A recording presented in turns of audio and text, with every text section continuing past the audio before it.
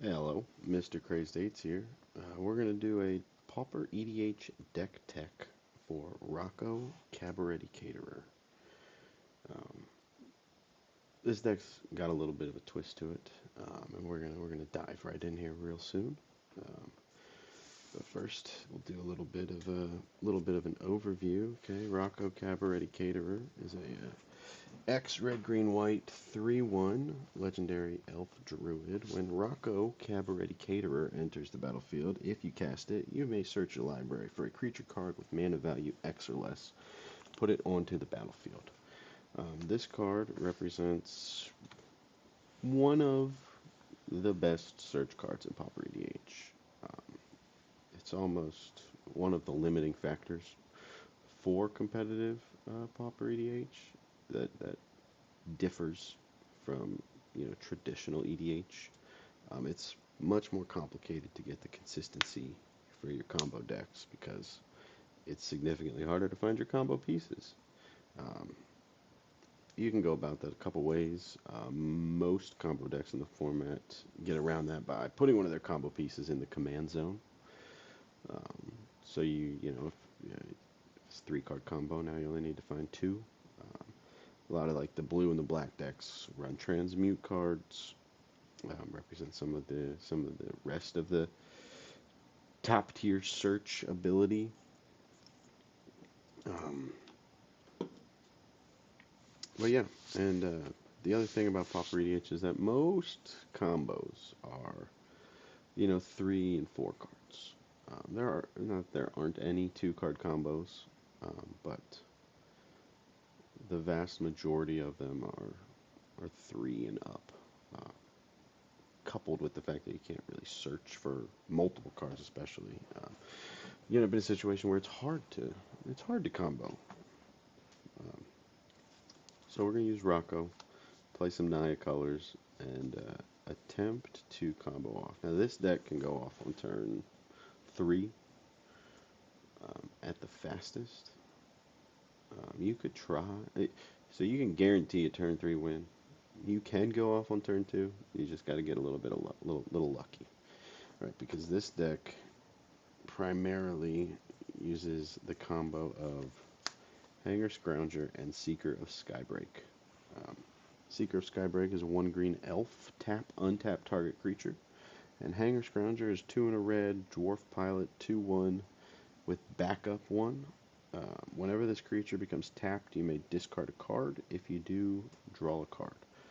So Seeker of Skybreak is unique in that it can tap and untap itself indefinitely. Like Basalt Monolith.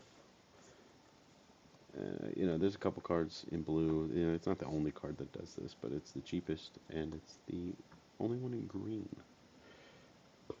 Excuse me. So it taps, untaps, taps, untaps, taps, untaps with Hanger Scrounger backed up on it. You're going to rummage each time you resolve that ability.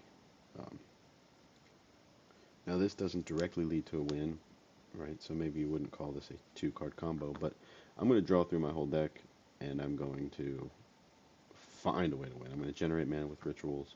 I'm going to draw cards, and we're going to get through our deck a couple of times with Felden's Cane and Campfire, and we'll finish with a bunch of mana, a bunch of protection spells, a bunch of different combo lines that we can take, and end the game. So the deck, one thing we want to attempt to do is to have some backup plans. You want to have backup plans because the removal in Pauper EDH is far more effective than the creatures, right? So you're playing a creature-based combo deck in a format where Snuff Out is prevalent. Um, you know, Rats and Pestilence, Plague Rats and Pestilence, these are both X1s. They're very easy to kill. Um, Electrickery, take both of them out. It's vulnerable, and then you've got your Tormod's Crypts, your Relic of Progenituses. Bajuka Bogs, right? So they get exiled from the graveyard, and you can't just rely on one angle. It also doesn't, finish the game, right, by itself. So, and I know I said it's a two-card combo, and if it gets assembled and nobody interacts with it, then yeah, it's gonna win. It's gonna end right there, sort of like a birthing pod chain or an eggs. It's kind of eggsy to make a modern analog. I like to think of it similar to the Four Horsemen, insofar as we're gonna draw through our deck a couple of times. We don't have an Eldrazi, so we can't do it indefinitely. We have to be built to definitely finish the game. And Four Horsemen is mill, so you have less control. The thing about Rummage is I get to decide which cards I want to keep. If I start the combo with 4 cards in hand, I can draw one at a time. I can, discard a land and draw a card. If I want to keep that card, then I can move down my hand to a different card that's less important. Right. So our backup plans, um, we want to stick with the Rummage, right? We don't have to, but in order to stick with it, our backup plans center around Merchant of the Veil, a 2 red human peasant with an adventure, haggle for 1 red. You may discard a card if you do draw a card, just a generic Rummage ability. And if you play it as a creature, it's a 2/3, 2 and a red, discard a card, draw a card. So it's a rummaging mana sink, basically, right? So if you can make infinite mana, then you can rummage your deck. This could be an invoker, right? There's other cards that could be this guy, but this one offers more throughout a game, right? I could play this for 3, and I could just use it, right? If I end up in a situation where I have a lot of mana and nothing to do, I can't really get much out of like a generic invoker or other generic mana sinks. So this, as my backup combo piece, affords the deck a certain amount of flexibility, and that is a vital element to the cards that we're going to pick, because we need a ton of mana to cast Rocco over and over again, right? So he's going to cost 2 more each time he dies, and he already costs 5 to get a 2-drop or 6 to get a 3-drop. Like, it's not mana efficient. So we want mana. We dedicate 42 spots. This is our lands and ramp spells that we'll get to eventually. We dedicate 42 spots to our mana, so almost half our deck. You end up with a lot of mana. Having a mana sink is a good thing. Our backup combos are not unique or new like Seeker, Skybreak, and Hanger Scrounger is. We got Careful Cultivation and Pili Pala. Careful Cultivation, enchantment aura, enchanted artifact or creature.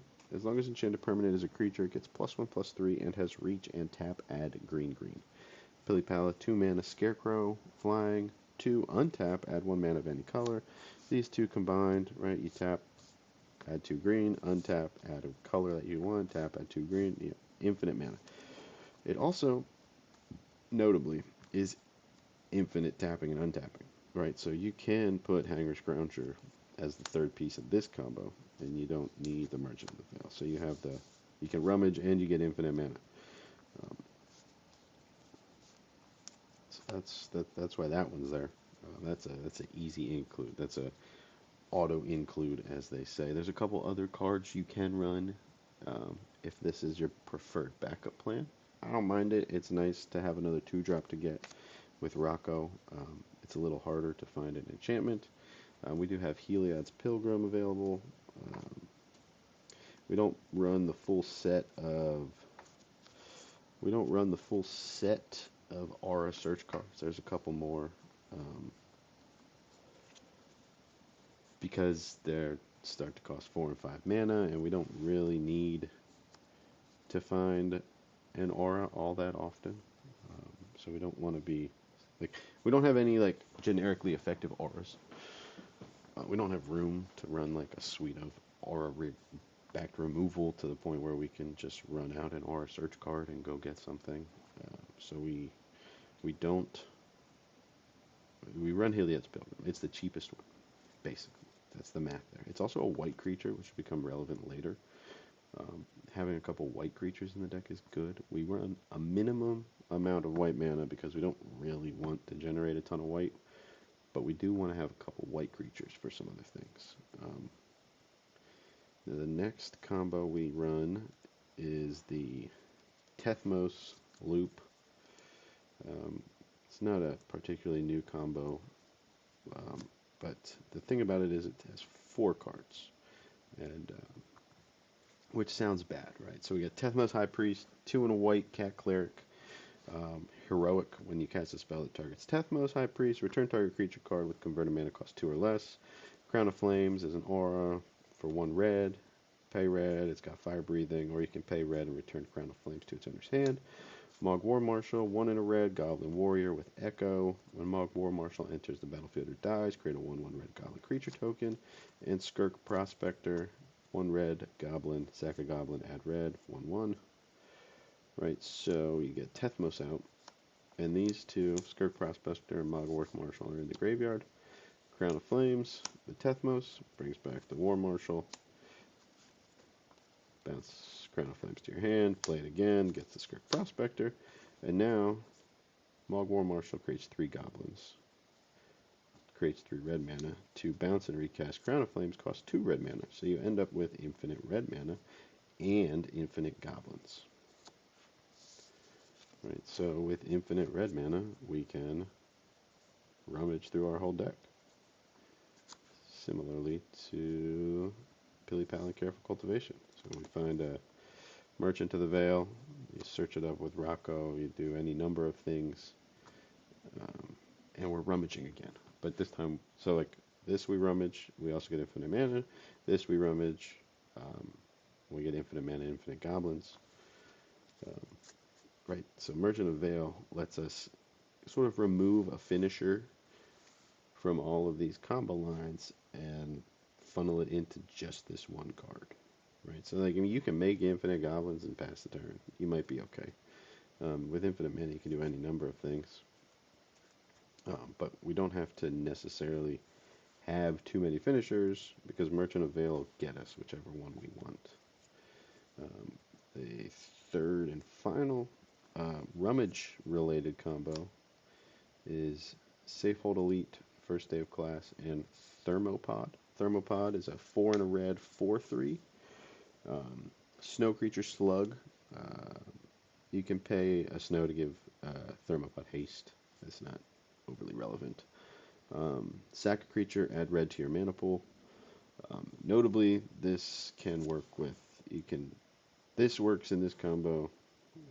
Thermopod can replace Skirk Prospector in the Tethmos loop. It's a lot more to search up. You can't reanimate it with Tethmos, so it's not as effective in the combo. But if for whatever reason you've already resolved a Thermopod, you don't need to worry about Skirk Prospector. But this combo, First Day of Class, is an instant. Whenever a creature enters the battlefield under your control this turn, put a +1/+1 counter on it, and it gains haste.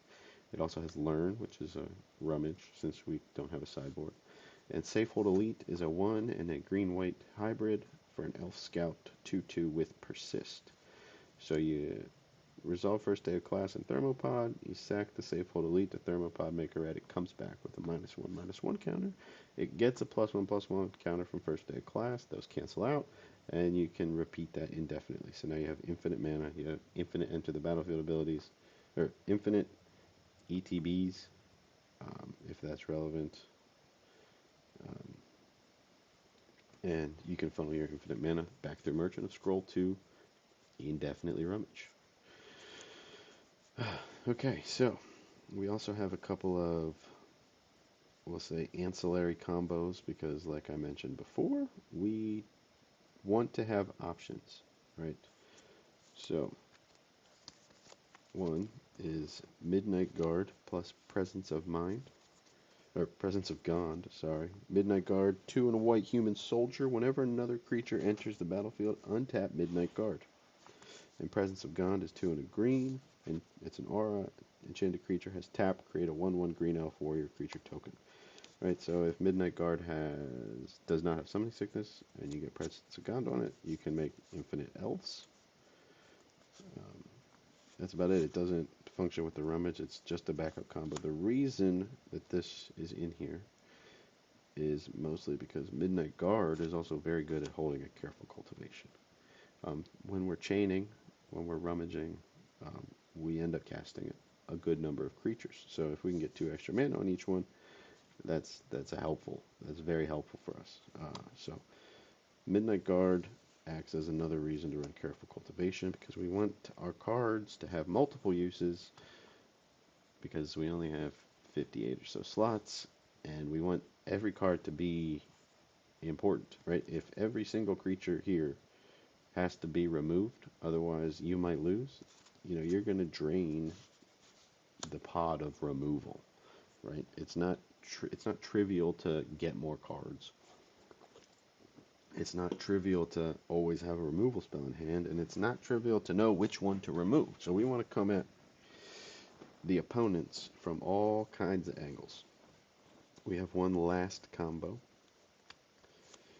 This is Frilled Death Spitter and Guilty Conscience. So Frilled Death Spitter is a 2-red dinosaur, 3/2 with Enrage. Whenever Frilled Death Spitter is dealt damage, it deals 2 damage to target opponent. And a Guilty Conscience is a white aura. Whenever enchanted creature deals damage, Guilty Conscience deals that much damage to enchanted creature. It's not that simple,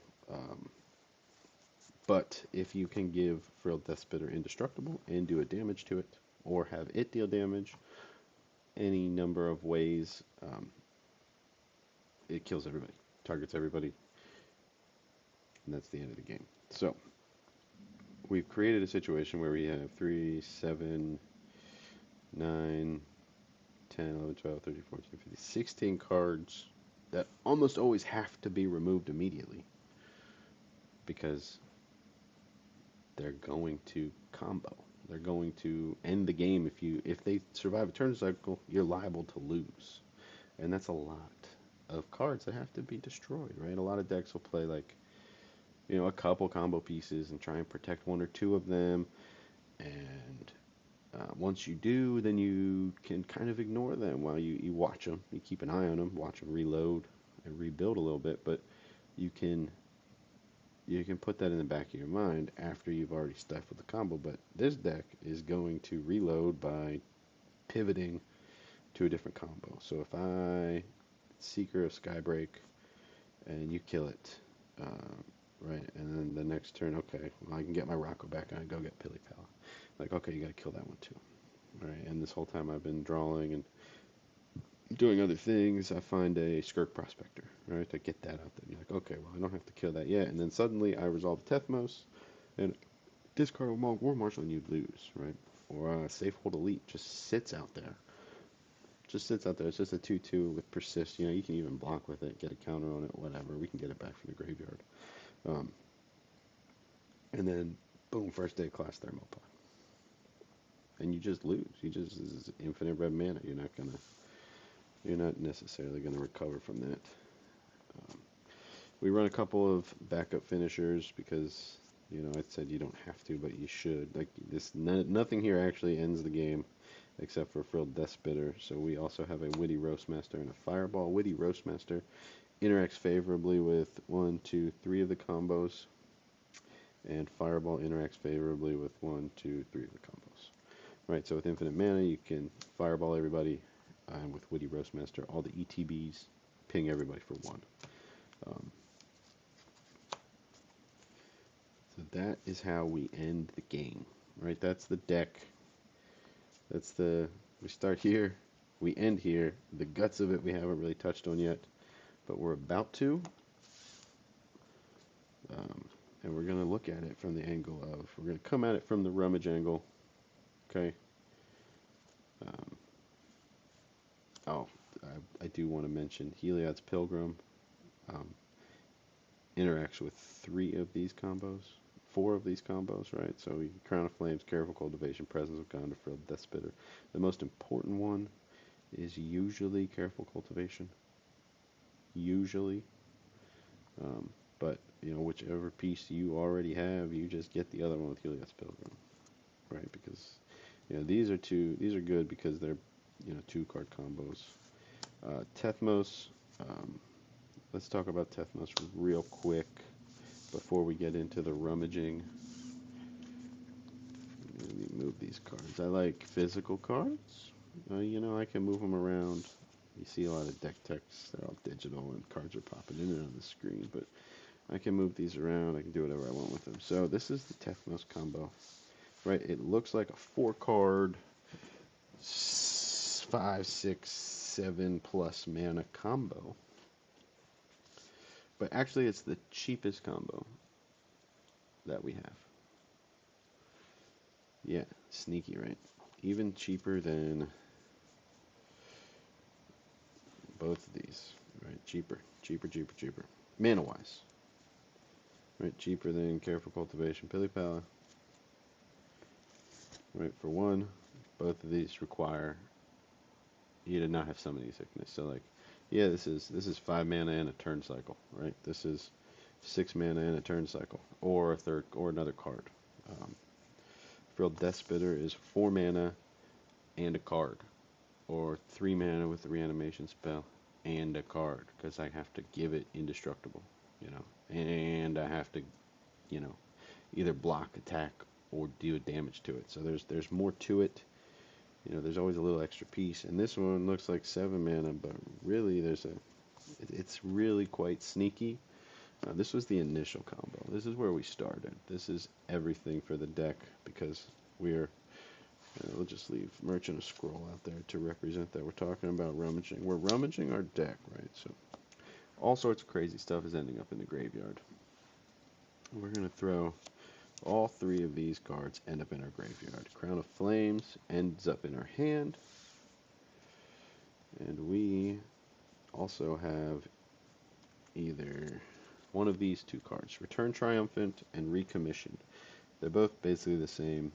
Recommission could hit an artifact, but 1 and a white to unearth, to return a 3 or less creature from the graveyard to the battlefield. Right, so for 3 mana, we recommission, Return Triumphant, our Tethmos. For 2 mana, we recommission our Tethmos. Our 3rd mana, we Crown of Flames, and we get back our Mogg War Marshal. And then lastly, we sack a mountain, and we Lava Dart our Tethmos to get the Skirk Prospector. So 3 mana and a mountain, we can assemble this combo. And that's why it's there. It takes up a lot of slots, but 3 mana and a mountain. Sometimes when you're chaining, you end up in a situation where the cards don't line up right. You just don't have a ton of mana available. So we had to get one that's cheap. That's cheap and easy to put out. So Frilled Deathspitter is at its absolute cheapest. Frilled Deathspitter Guilty Conscience is a 3 mana, 3 mana. You can reanimate the Frilled Deathspitter, and then you can Ephemeral Shields it for free. You tap the Deathspitter and a white creature. So for 3 mana and 3 cards, an extra white creature and a mountain. So you need an extra card in the Ephemeral Shields and another white creature for the Convoke, or another mana, right? So it's similar, but it's less. It definitely costs more, and that's why we incorporated the Tethmos as our super cheap option. And also, these cards are good. Like Frilled Deathspitter, Guilty Conscience aren't great individually, but Skirk Prospector can generate a mana. You could just store it and sack it, to get an extra mana on turn 3 or turn 4. Mogg War Marshal generates blockers, pairs well just naturally with Skirk Prospector. Crown of Flames is interesting. All the infinite mana combos can technically take advantage of Crown of Flames, because you could give all your non-summoning sick creatures plus infinite plus 0 and attack. So it's not without use. Return Triumphant and Recommission are obviously good. Most of our combo pieces cost 3 or less. In fact, all of them except for Thermopod cost 3 or less. Tethmos, you can just stick out there.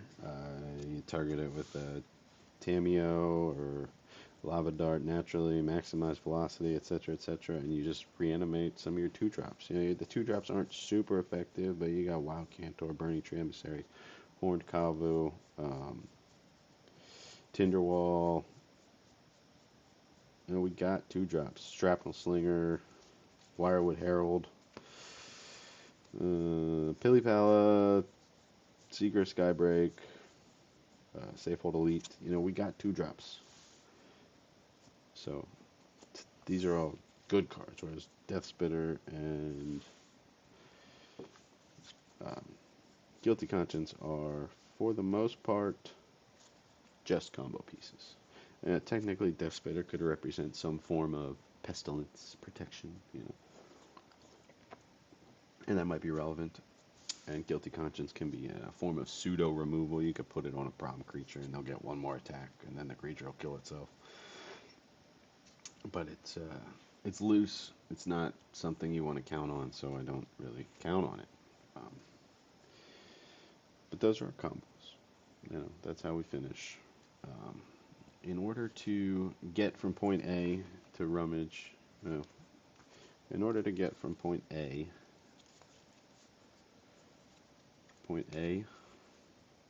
to point B, combos, finishing the game, winning, we have to do 2 things. We have to generate mana, and we have to increase the number of cards in our hand, right? We're Naya. We don't draw a lot of cards. We have to keep adding cards to our hand, because to generate mana, we have to cast rituals, which are -1 card in hand. We can't just keep casting rituals. We'll run out of cards. So we have to get kind of clever. To generate cards in our hand, we run a full set of the Eidolons, which are from Kamigawa block. They're all basically the same. 3 and a colored mana, 2/2. Pay a mana to sack it, get some sort of effect. Verdant Eidolon makes 3 mana. Aurora Eidolon prevents the next 3 damage dealt to a creature or player. And Sandstorm Eidolon makes a creature unable to block.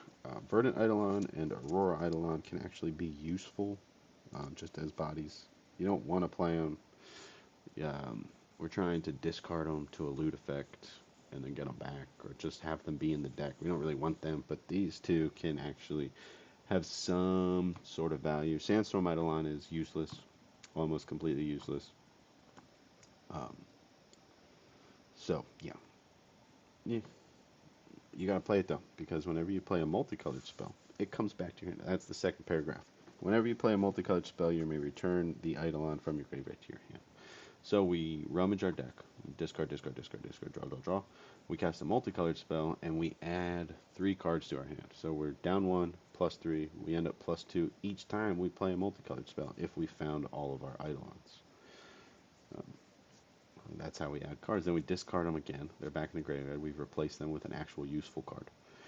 Play another multicolored spell. They come back. Our hand size keeps increasing, and our mana is going up, because we're either playing a 0 mana ritual effect, a 0 mana multicolor spell, and we're mixing that in with the ritual. So we're going +2, and then a ritual is -1. So for each time we trigger this, we can cast 2 rituals and end up in the same spot. The other way we add cards, and sort of the namesake card, is Whiteout. Whiteout is a pretty much awful, terrible, no good, very bad card. 1 in a green, instant, all creatures with flying lose flying until end of turn. If Whiteout is in your graveyard, you may sacrifice a snow-covered land to return Whiteout to your hand. So once we hit Whiteout, we sacrifice all of our snow lands, usually 4, 5, 6 of them, and we add 6 cards to our hand. So we started the combo with 3, and we had to discard a bunch of cards we didn't want to, but we hit Whiteout, and now we're up to 9 cards in hand. And now we can keep all sorts of cool stuff. And we don't have to worry about running out of cards. Right? That's it. That's how we draw. This is how we combo off and keep cards. We pair that with some, like I mentioned earlier, the 0 mana multicolor cards. Wild Cantor will bring my Eidolons back and replace itself mana-wise. So this is just a straight +2. Burning Tree Emissary does the same thing, just a straight +2 cards in hand. Manamorphose is plus 3 cards in hand because it replaces itself already. Horned Kavu is plus 3 cards in hand because it can bounce itself. It can also work to rebuy Rocco. We'll touch on some of those cards later, but Horned Kavu is minus 2 mana, so it's not quite as good as Cantor, Emissary, and Manamorphose, but it is a plus 3, right? Because it'll come back to my hand. Or it'll return a Burning Tree. You know, you can get pretty clever with Horned Kavu. Horned Kavu is a red and a green, 3/4. When Horned Kavu comes into play, return a red or green creature you control to its owner's hand. Especially if you have infinite mana. If you don't want the infinite mana ones, you just draw your whole deck then, because you can keep playing Horned Kavu over and over again. Drawing your deck because you're replacing the Eidolons that come back with cards that are actually good. Safe Right Quest functions as sort of a mana fixer. I mentioned we run minimum amount of planes. We don't like planes. So Safe Right Quest we do need it though. Can find us a planes. It's also a multicolor spell, so minus 1 mana, plus 3 cards in hand. Not bad. This is how we draw. Just to really nail that point home. This is how we draw cards. Only one of these cards actually says draw, but this is how we increase the cards in our hand. We trigger Eidolons, we trigger Whiteout, we play a bunch of free rolls in Burning Tree, Cantor, Manamorphose, a couple of not necessarily free rolls in Horned Kavu and Safe Right Quest, and we get through our deck. We also, a couple of combo pieces, maybe not a couple. One of our combo pieces, Safehold Elite, is plus 2 cards in hand. It's minus 2 mana, so it's not one of the better ones, but it is an option, and it does get cast as part of the chain. To generate mana, we have our 0 mana rituals in Lotus Petal and Simian Spirit Guide. Right, a lot of times you'll start the combo with no mana. You use all your mana to cast Rocco the second time to get a Hanger Scrounger, and you'll have no mana left. So you need some way to get started. Lotus Petal and Simian Spirit Guide are our only options, so this is an exhaustive list. We have some 1 mana rituals. Infernal Plunge, Tinderwall, Metamorphosis. Infernal Plunge sacks a creature for 3. Tinderwall is a green that sacks itself for 2 red, so that's plus 1. Metamorphosis sacks a creature to get X plus 1 mana that can only be spent for creatures, which is fine because Wild Cantor and Burning Tree, Emissary, and Tinderwall are creatures. Right, so Metamorphosis generally for green, and it casts these free rolls that will turn the creature only mana back into regular useful mana.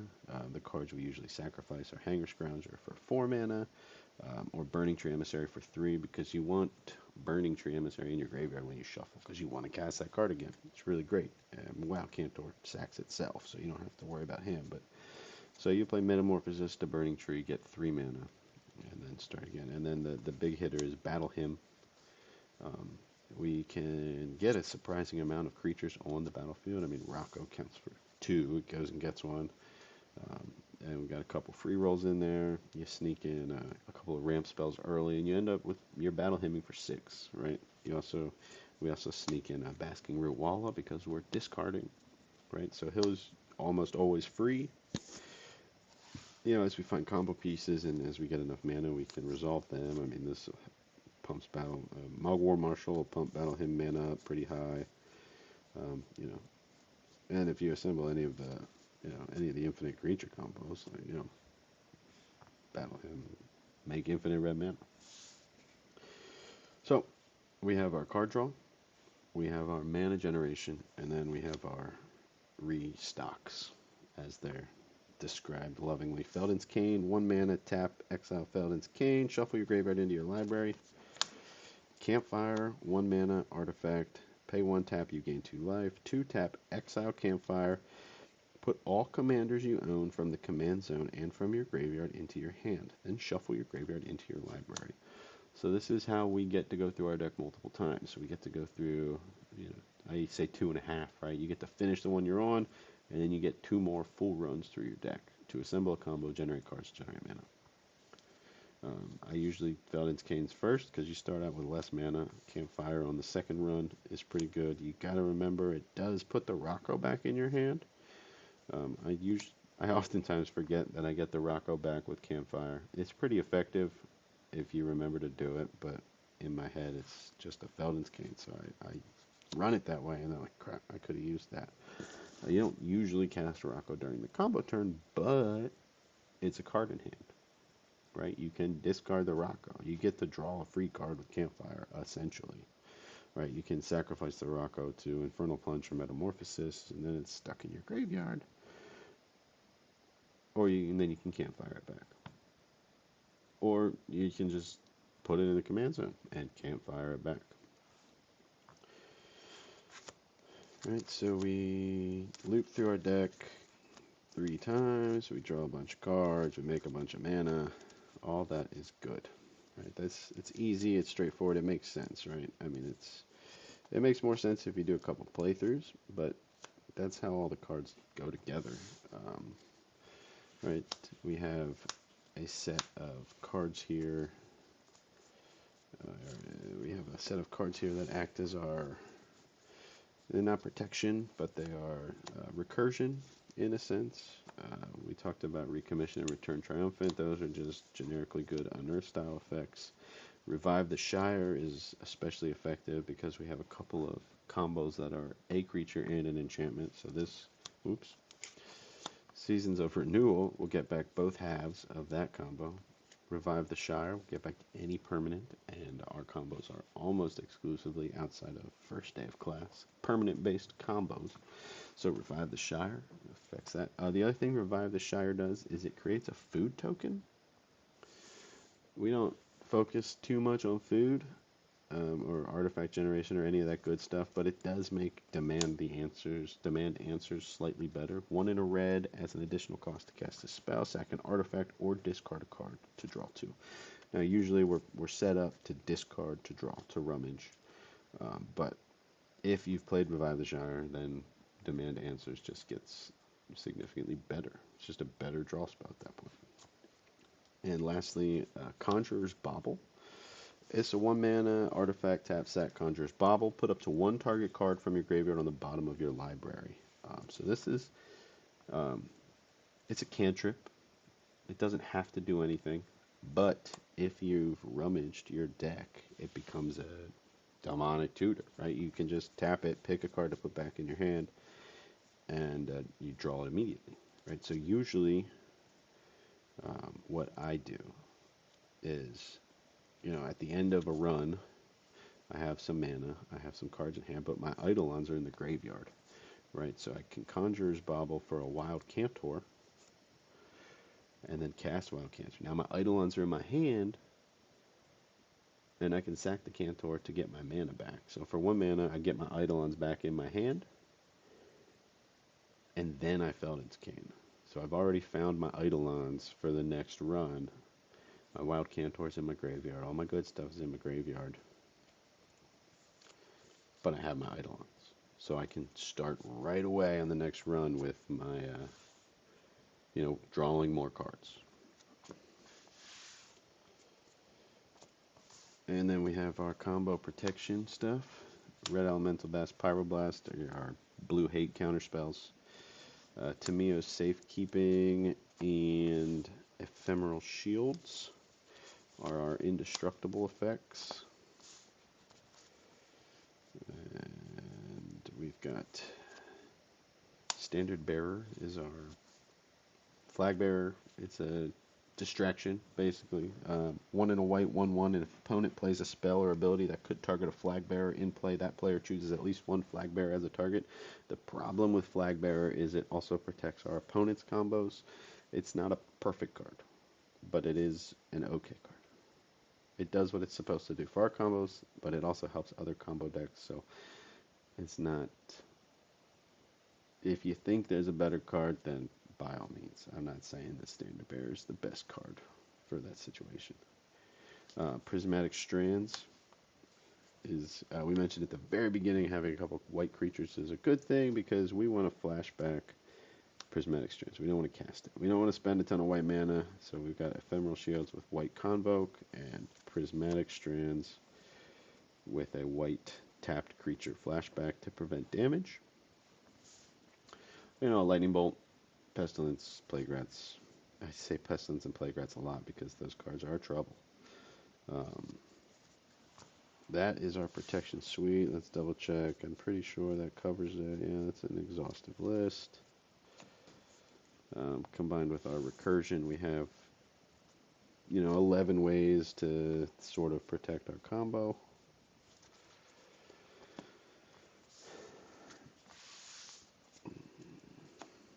Don't need those anymore.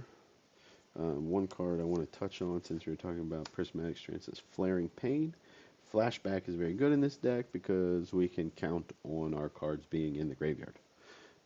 We don't want to have to waste a hand slot on Flaring Pain, but we can know they'll be in the graveyard, and so it's, all of our finishers are red. We're doing it with red damage, unless you pump up a bunch of green creatures with Crown of Flames. So with red damage, it's very easy to just get us with the Prismatic Strands, or if we have to Prismatic Strand to protect our combo for red, right? And to protect against a lightning bolt or something, then we can actually win the game. A flashback Flaring Pain, though, after we've already protected our cards, will allow us to slip through that red damage. The rest of the deck, well, not the rest, but the next section of cards, we have a small but fierce loot package. It's only 4 cards. There's a lot of rummage loot spells that are in existence. So maybe you want to play big score, right? Maybe you want to add more thrill possibilities. Maybe you want to run a bunch. I'm not going to say that's wrong. We have a lot of combo cards. You could cut 1 or 2 of these. And you know what? The deck would probably function just fine. The problem with the loot spells is there's a break point that I've noticed in testing, and it's why the numbers kept dwindling. If you loot into more loot, you aren't really getting anywhere, right? You need to loot into action, otherwise you're going to end up behind. Now, it might sound like if you draw into draw, no, drawing into draw spells is okay, because you're increasing the number of cards in your hand, you're increasing the number of options. But the loot spells, like, you probably discarded a half decent card, right? And then you drew more loot spells. So you got to keep looting. You got to keep trying to cash in that card that you discarded. So you don't want to run too many. 5 might not be the right number. It might be 7 might be the right number. I don't know where the break point is. I just know I kept cutting them because they kept feeling clunky. And then there's times where I'm like, I wish I had more. So I could envision a world where we cut some combo pieces for some more loot spells. But that's why there's only 5 at the moment. There's only 5 because they can be awkward. And we want to maximize the number of combos. We wanted to maximize our threat potential, our threat density, so we cut some of the loot. The card that is oftentimes in and out of the deck is Thrilling Discovery. It represents like a second Cathartic Reunion. This card's problem is I don't usually have white on turn 2, right? And it gets worse and worse as the game goes along, right? Like, I'm running out of cards. So if I only have 3 cards in hand, I might not want to discard 2 of them, right? So it's tough. Early on, I probably have 2 cards I want to get rid of, but I can't guarantee that white. And I don't want to play it during the chain because then it's just -2 mana. And I don't always want to do that. And white mana is the toughest to generate. So it's clunky. It's clunky. Big score is less clunky, but it costs 4. And something you may have picked up on is that the deck outside of Thermopod is very cheap. The Eidolons cost 4, but we don't really cast them if we can help it. The deck is very cheap, so 4-drop instant. I just didn't have the mana up. I didn't take a turn off to keep the mana available. And we have 4 more cards here that represent the last of the non-lands in Shrapnel Slinger. This is our searchable artifact removal.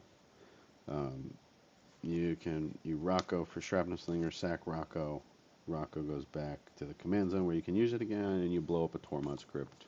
You're forced them to crack it, Relic of Progenitus, any number of things that can be very bad for us. But that's pretty much what it's there for. It's there because we can't really beat, like, if somebody just like sits a Tormod's Crypt out there and waits, like, then we have to wait. Can't do anything about it. Maximize velocity is a haste option. We have one other haste option in two other Bitter Reunion and First Day of Class. Oh, that's not the combos. This is the combos. First Day of Class are our haste options, so that we can give Seeker, Skybreak, Midnight Guard, Death Spitter, give them haste. Maximize velocity, of course, works from the graveyard, which is why that one is there and is fantastic. It doesn't usually work with Rocco, right? You're not going to be playing like 5 plus 8 plus maximize velocity to assemble the combo in one turn, but if you've been playing for a minute and you've got a couple pieces, you can maximize velocity after recommissioning, right? So like that's 3, and then you can Hanger Scrounger for 8. I don't know. That's only 11 mana. That's a lot, but we can get to 11 mana with rituals and lands and ramp spells. Like, it's not out of the question. So maximize velocity gives us an option from the graveyard to give haste. And haste in the middle of the chain is good too, because we can just generate some mana while we're comboing off. And in the middle, right, because people will wait till the end to beat you, to get you. Try and sneak one in there. You can assemble Pilipala, Careful Cultivation, in the middle of the combo, and now you have infinite mana for the rest of the combo. And you can use maximize velocity to facilitate that. Discard a land. It's a land. What else? Lava Dart. Lava Dart is a cool card. Does a lot of little things. There's a lot of X1s, Plague Rats being the one that I hate the most. But it's flashbackable. You sack a mountain to target your Despot or your Tethmos, so you get some sort of upside for free. Basically, we're already planning on sacrificing our lands. It's built into the deck. It's all part of the plan. So Lava Dart is a free trigger, basically. That's it. It's great. You can pick off a 1/1 and then trigger it and combo off. You can pick off 2 1/1s, 2 problem permanents, whatever. The last card out here is Wirewood Herald.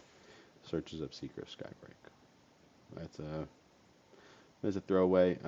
Seeker of Skybreak is good in your hand for reasons that we have mentioned. We can give it haste, right? So sometimes, depending on what the board looks like, you might Rocco for Wildwood Herald instead of Seeker of Skybreak, and now you can block, right? You get Seeker in your hand. You can bide your time until you get your Hanger Scrounger, find a haste spell, and then just like, nuke everybody without having to like dangle Seeker of Skybreak out there. It's represents an option, right? There aren't a ton of other things you'd search for with Wirewood Herald. It's pretty much just a Seeker or a 1-drop elf. One card that comes in and out of the deck as I fiddle with it is Priest of Titania. There are a good number of elves, so you can play Priest of Titania. You can search for it with Rocco for 2, and it'll tap for 3 or 4 on turn 3, which is great because Rocco himself is an elf. But it comes in and out. You could try it. I wouldn't behoove anybody for saying that they really like Priest of Titania. I like Priest of Titania. It's just not in there right now. So that is the deck.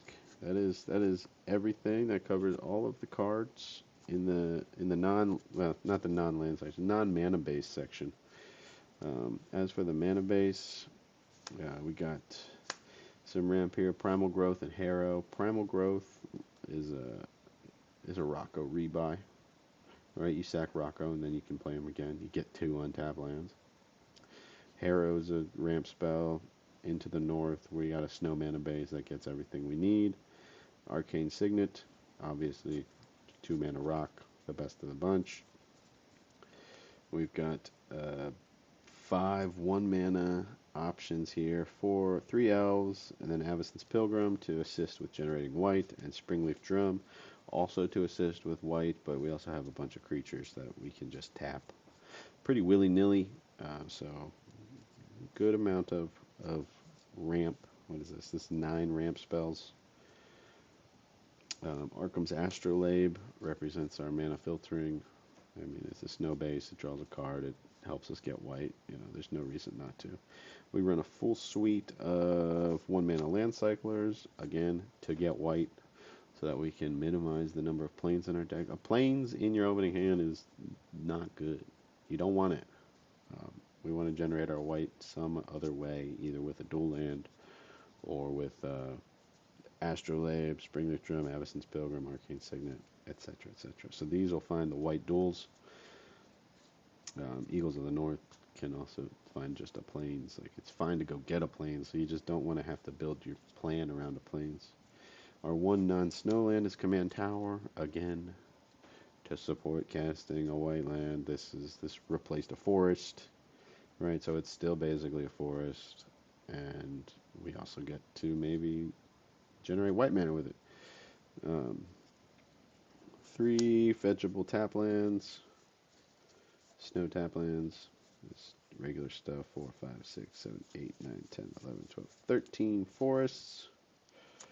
2, 3, 4, 5, 6, 7, 8, 9 mountains, and 3 plains. So that's 3, 4, 5, 6, 7, 8, 9, 10, 11, 13, 22, 25, 26, 27. So we have 29 lands, which seems super low. Again, we don't want lands, so our mana base is comprised of 42 cards, but only 29 of them are lands, right? These are half a land. These are ramp spells. A couple of rocks are harder to kill. It's an all-in combo deck. You're going to lose to yourself sometimes. That's just life. I would even cut more of these. That's how much I don't want them. You could open up 2 slots, cut 2 lands. You only need 1 or 2 mana, surprisingly. Like, it doesn't seem like that would be true, but you can go off with 1 or 2 mana. There's enough rituals. You hit a couple ramp spells. Depending on how aggressive you want to get. But that's the mana base. That's what we're working with. So we ramp, we cast Rocco, we assemble a combo, we draw our whole deck multiple times, and we kill him however we want. Kill him 3 different ways. Win the game. Assemble 4 combos just to flex. Yeah, so let me know what you think. I'm always looking for new cards. There's a lot of cards in Pauper EDH that I haven't even seen. A lot of the things you see here were comments that were given to me. Right, let's see. Somebody told me about recommission. Like, it's not like I didn't see recommission, but the fact that recommission on Tethmos cuts a whole mana out of the combo was, I don't know how I missed that. Frilled Death Spitter combo was a comment on the deck list. Lava Dart triggering Tethmos was a comment. Someone was like, well, what if we did this? It's like, oh my gosh, yeah, obviously that's wonderful. Campfire was out for a year before I realized that I could incorporate it into this deck and just save myself all sorts of room, right? Because the first build was like only Tethmos combo. All the cards were dedicated to assembling Tethmos combo in 1.5 passes through your deck with almost no mana available. And took a lot. Flaring Pain, Prismatic Strands, Ephemeral Shield, Standard Bearer, all comments. All people were like, this is a good card. So, if you think something's cool and worth trying, I've probably looked at it, but, I'm down to give it another shot. I got a stack of cards over here that go in and out. Thrilling Discovery, Fanatical Firebrand, Vines of Vassalwood, Goblin Matron, more protection and Apostle's Blessing. Reinforcements for more recursion. Sticky Fingers is like pseudo removal, ramp, and card draw. Does a lot for 1 red. Benevolent Bodyguard to protect the combo, to sort of stick a body out there. Thrill of Possibility. more loot. We got Monarch cards, um, some more wards, some more protection. Dark Spiritualist is some sort of other funky combo piece. Um, we got Wipe Clean to remove enchantments. Syndicate Ties. We play a lot of spells. I mean, maybe Extort's good. I don't know. More Madness. I even fiddled with like an Arcane. This is Spiritual Visit. There's a bit of a glare at the moment. 1 mana, put a 1/1 color spirit creature token into place, splice into Arcane. I fiddled with a Arcane build, Reckless Abandon as a way to have removal and rebuy Rocco. Pit Fight as a multicolor way to have removal and rebuy Rocco. More Rituals and Rite of Flame. Stirring Bard for initiative. Karametra's Favor. Helps turn Pili Pala into a Seeker of Skybreak. Wild Growth, another 1 mana ramp. Ancient Grudge, Flashback Artifact Destruction. Ashnod's Altar as another sacrifice effect. Bounce lands sort of count as 2, right? So we can run fewer, maybe, who knows. Skyshroud Elf to filter mana. Stonecedar Hierophant, sort of a Pauper Amulet of Vigor effect. Wrangle, gain control, steal people's creatures. Blacksmith Skill, more indestructible. Boon of Safety, more protection with shield counters. Strike It Rich, treasure tokens, pseudo ramp, flashback, couple good things. Soulbright Flamekin as just a mana sink. A lot of cards. There's a lot of options. I mean, there's not a lot of 3-color competitive decks, so we have access to all sorts of goodies. And I just want to make sure everything gets looked at, right? You play the deck and it feels good. It does feel good, but it also feels like, there's something. It feels like it's missing a piece, but it also feels like that piece exists. So let me know. I'm going to link the deck, or maybe you're looking at this on Moxfield. I don't know. And yeah, tell me what you think. I'm going to record a playtest video a little later, so you can actually see it. It's tough to explain how all of the cards play together. It's a bit like, in the movies when they have that board up and the strings are all crisscrossed. That's a bit what the deck is like. Every card is trying to do 100 different things. It's easier to see, and once you see it and do it, it starts to make more sense. But yeah, let me know what you think. Peace.